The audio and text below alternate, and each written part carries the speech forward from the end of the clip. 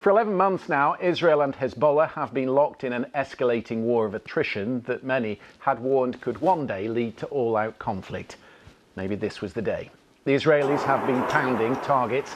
The IDF says it has hit around 1,100 Hezbollah positions in southern Lebanon, the Bekaa Valley and in Daraa in South Beirut. More than 350 people were killed and more than 1,000 injured in the bombardment. Dozens of rockets were also fired the other way into northern Israel, which suggests Hezbollah will continue to resist. The Pentagon says it is sending a small number of additional US troops to the Middle East amid the growing crisis. We are expecting in the next few minutes a statement from the Israeli army spokesman Daniel Hagari. But before that, from Beirut, here's our senior international correspondent, Orla Guerin. Southern Lebanon awoke to this. It looks like all-out war. The Israeli army said it hit 800 sites linked to Hezbollah. It issued Gaza-style warnings, telling residents to go, but they had little time to act. We ask residents of Lebanese villages to pay attention to the message and warning published by the IDF and heed them. This is an advance warning for your own safety and the safety of your family. But where to find safety in the middle of all this?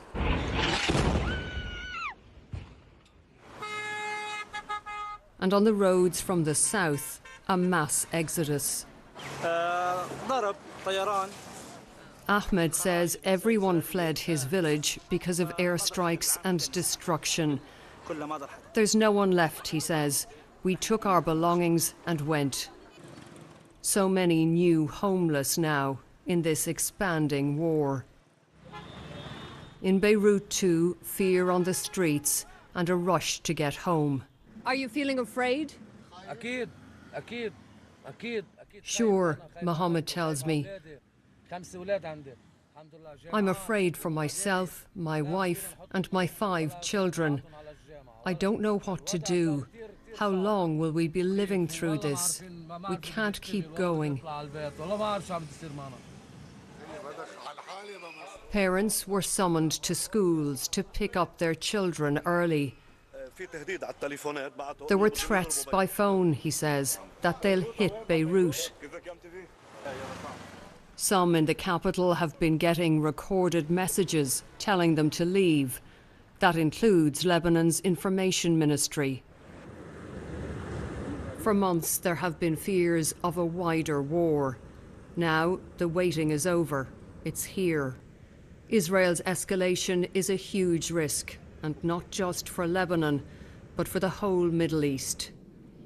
Orla Guerin, BBC News, Beirut. Let me just show you the live pictures from Jerusalem. We are watching the podium where Daniel Hagari, the spokesman, it's actually in Tel Aviv, I'm being told, where he will speak in the next few minutes. This is going to be in English, so we'll get an update from the government as to their strategy, which we are going to talk about in the company of our chief international correspondent, Lise Doucet, who's with me here in the studio. Also joining us from Dubai, Greg Karlstrom, who is the Middle East correspondent for The Economist. Let's just start with you, Lise, if I could, on the balance of things where we are tonight. What do you think? Where would you put things tonight? Well, I think it's hard to describe a balance. It has been a very deadly day, unprecedented numbers. Israel saying it hit more than 800 targets. That's the highest of any day since October the 8th, when this tit-for-tat began across the Lebanon-Israel border. And Hezbollah fired a record number of missiles into northern Israel, 165, and I'm sure the numbers are going to continue to go up. Unprecedented numbers of casualties, too, on the Lebanese side. It's Prime Minister Netanyahu who used the word balance. They want to change the balance of forces in the north. There were statements today saying we are destroying what Hezbollah has built up over the past 2 decades. So we're waiting for this statement. It's clear this is not going to be the end of this. This is the beginning. And of course, with this ratcheting up, more stairs up the escalatory ladder, the question, as always, is what can bring them down the ladder? and are they going to keep going up? Greg, I want to understand what the strategy is here on in. Let's start with Hezbollah. What was Hassan Nasrallah's strategy after October the 7th, and has it worked? Where do they find themselves tonight, having dragged Lebanon into another war?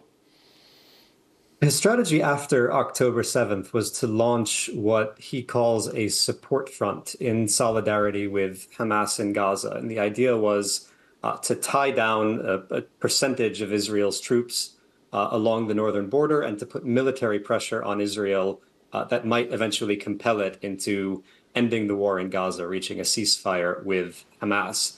It hasn't been successful at doing that. It has depopulated the north of Israel. Some 60,000 people have fled their homes and haven't been able to go back for almost a year. But the military pressure that Hezbollah has put on Israel has not compelled it to end the war in Gaza. That war is still going almost a year later. And I don't think that's a scenario that Hassan Nasrallah anticipated when he started this a year ago. And so now he finds himself in a position where his choices are either to end this show of solidarity with Palestinians in Gaza, stop firing at Israel. That would be a humiliation for him and a humiliation for Iran and Iran's other proxies in the region, or continue fighting as he has done, but then risk this ever greater escalation in the fight with Israel.